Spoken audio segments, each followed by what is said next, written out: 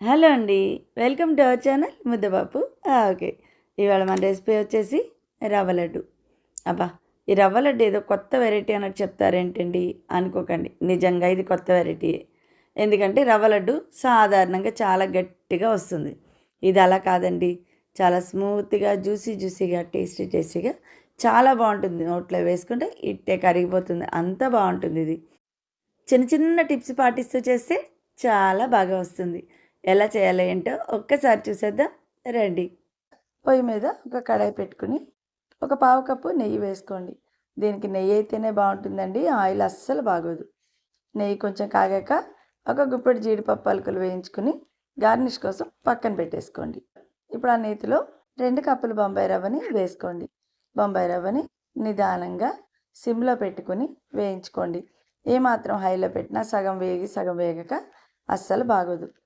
అలాగని ముందుగా తీసేయకండి, పచ్చివాసన వచ్చినా కూడా లడ్డు బాగోదు. కాబట్టి సిమ్లో పెట్టుకుని వేయించుకోండి. ఇది ఖచ్చితంగా ఒక 10-12 నిమిషాలు అయితే గ్యారంటీగా పడుతుంది. ఇప్పుడు రవ్వ అంతా వేగింది కదా, పచ్చివాసన అంతా పోయింది, చక్కగా వేగింది. ఇప్పుడు ఇందులో ఒక అరకప్పు కోకోనట్ పౌడర్ వేసుకోండి. డ్రై కోకోనట్ వేసుకోండి. పచ్చి కొబ్బరి చాలామంది వేస్తారండి. పచ్చి కొబ్బరి వేయడం వల్ల అది వేయించడంలో ఏమాత్రం అటు ఇటు ఉన్నా లడ్డు పాడవుతుంది. కాబట్టి ఈ కోకోనట్ వేసుకోవడం వల్ల ఇది టేస్ట్ బాగుంటుంది, అలాగే నిలవ కూడా ఉంటుంది. కొబ్బరి పొడి వేయగానే పొయ్యి ఆపేసేయండి. ఇప్పుడు అందులో ఒక 1/2 టేబుల్ స్పూన్ ఇలాచీ పొడి వేసుకోండి.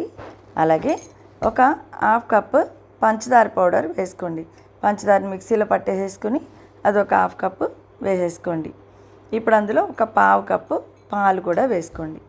వేసుకుని మొత్తం అన్నీ కలిసేలా కలిపేసేసుకుని దగ్గరగా చేసేసి అలా వదిలేయండి. మీకు ఎప్పుడు ఖాళీ ఉంటే అప్పుడు చేసుకోవచ్చు. ఇది వెంటనే చేయాలి, గట్టిపడిపోతుందనే బాధ లేదండి. అదే మనం పాకం పట్టి రవ్వ లడ్డు చేసుకుంటాం కదా, అది చల్లారితే రాదు. ఇది అలా కాదు, మనం ఎప్పుడంటే అప్పుడు చేసుకోవచ్చు.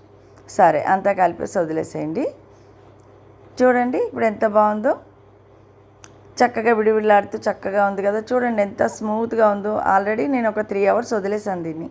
ఎంత బాగుందో చూడండి. ఇప్పుడు ఇందులో ఒక అరకప్పు మిల్క్ మేడ్ వేసుకోండి. మిల్క్ మేడ్ వేయడం వల్ల చాలా సాఫ్ట్గా, చాలా జ్యూసీగా, చాలా టేస్టీగా బాగుంటాయి ఈ రవ్వ లడ్డులు. 2 కప్పుల రవ్వకి అరకప్పు పంచదార వేసాం, అలాగే ఒక అరకప్పు మిల్క్ మేడ్ వేసాం. ఇప్పుడు అంతా కలిపి శుభ్రంగా కలిపేసేసుకోండి. ఇప్పుడు దీన్ని లడ్డు చేసేసుకోండి.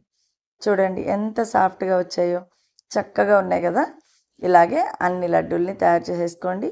చూసారుగా లడ్డూలు ఎంత బాగా వచ్చాయో. ఇప్పుడు ఈ లడ్డూని కోకోనట్ పౌడర్లో ఒక్కసారి అలా దొర్లించుకొని పైన జీడిపప్పుతో గార్నిష్ చేసుకోండి. ఇవి మీకు 10 రోజులున్నా 15 రోజులున్నా ఏమీ పాడవ్వండి, చక్కగా ఉంటాయి. టేస్ట్ కూడా చాలా బాగుంటుంది. ఎన్ని రోజులున్నా అంతే మెత్తగా, అంతే సాఫ్ట్గా ఉంటాయి. ఈ రెసిపీ కనుక మీకు నచ్చితే లైక్ చేయండి, షేర్ చేయండి, సబ్స్క్రైబ్ చేయండి.